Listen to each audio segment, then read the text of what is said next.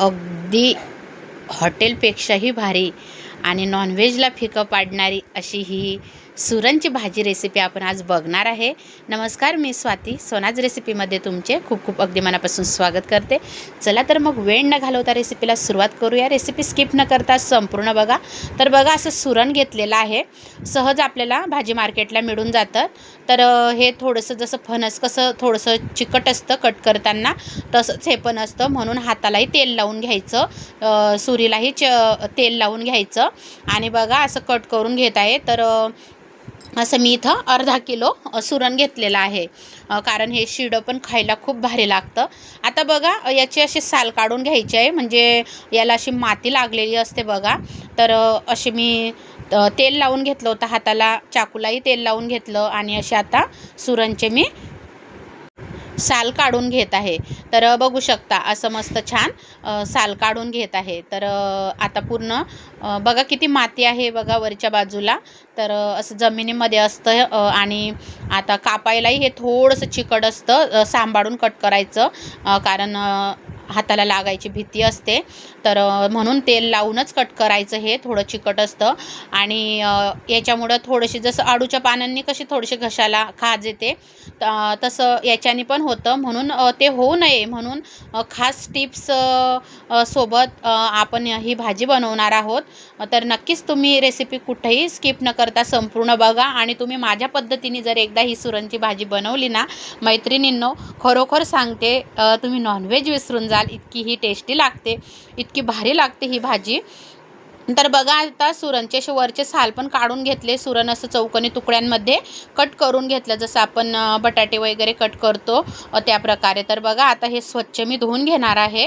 2 ते 3 पाण्याने सुरण धुवून घेणार आहे. तर मैत्रिणींनो, कुणाकुणाला सुरणची भाजी आवडते नक्की सांगा आणि तुम्ही कशा पद्धतीने बनवता मला तेही सांगा. तर बघा, इथं आता एक कढई ठेवली मी गॅसवर. गॅस चालू केला, त्यामध्ये पाणी टाकलं 1 ते 1.5 तांब्या आणि थोडीशी हळद टाकली. तर बघा, पाण्यात हळद टाकली म्हणून कलर असा झाला, कारण घरची हळद म्हणजे आपली कशी दडलेली, तिला कलर खूप असतो. आणि मीठ टाकून घेतलं. तर ही खास ट्रिक आहे या भाजीची. हे आठवणीने करा मैत्रिणींनो, याच्याने खाज वगैरे काही येणार नाही तुम्ही ही भाजी खाल्ली तरी घशाला वगैरे.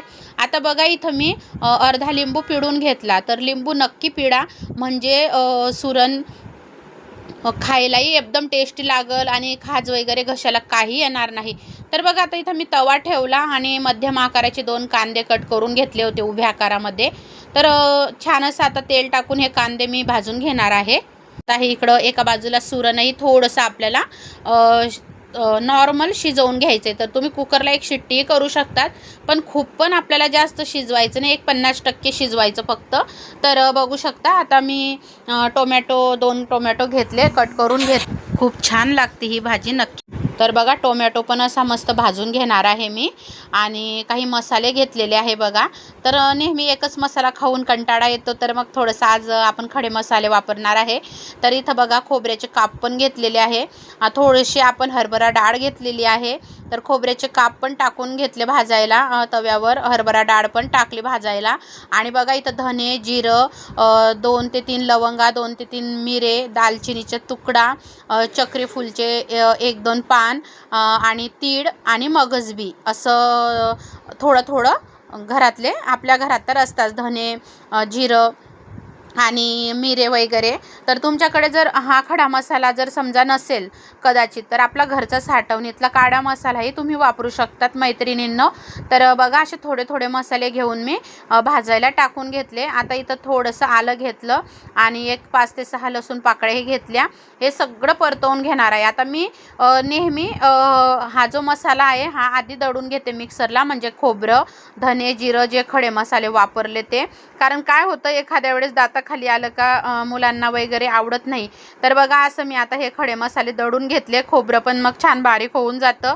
आता कांदा आणि टोमॅटो बघा टाकून घेतलं, तेही मिक्सरला बारीक पेस्ट करून घेणार आहे.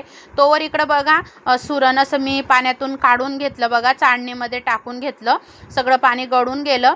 आता एक अजून खास ट्रिक आहे बघा, भाजीला चव येण्याकरता बिलकुल व्हिडिओ कुठेही स्किप न करता बघा मैत्रिणींनो. तुम्हाला संपूर्ण रेसिपी मी अगदी छान प्रकारे सांगितलेली आहे. 100% काय 101% तुमची भाजी बिघडणार नाही, चुकणार नाही आणि सगळे आवडीने खातील, अगदी तुमचं नाव घेतील, सगळे खुश होतील.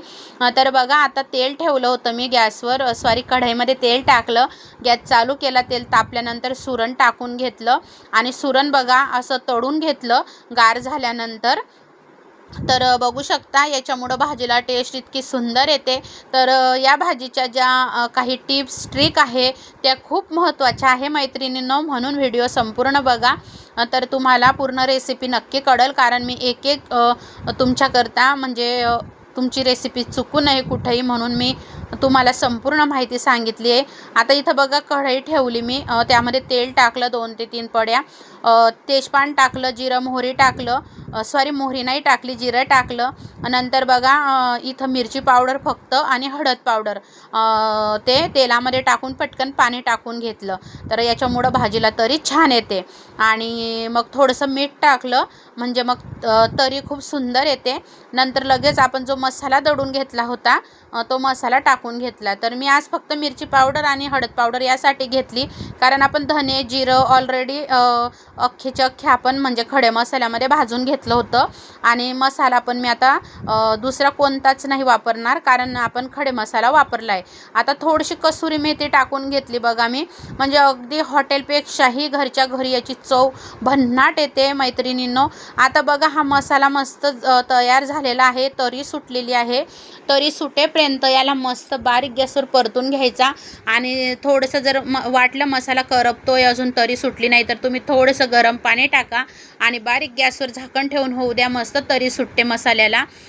तर बघा आता मी सुरण टाकून घेतलं आणि तेही थोडंसं मसाल्यामध्ये 1-2 मिनटं मस्त छान परतून दिलं.